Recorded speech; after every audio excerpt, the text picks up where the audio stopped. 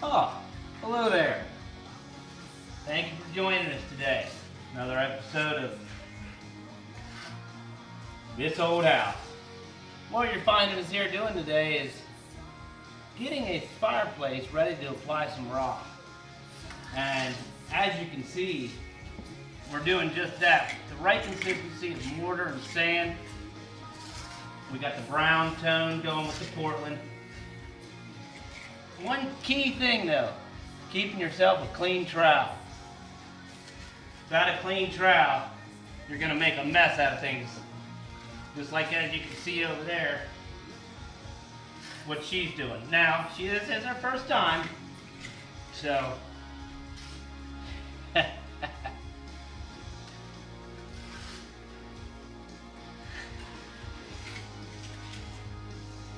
As you can see, I've been doing this a long time.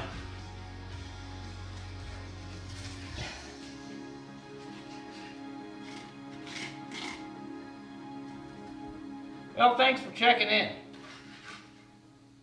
We're making headway.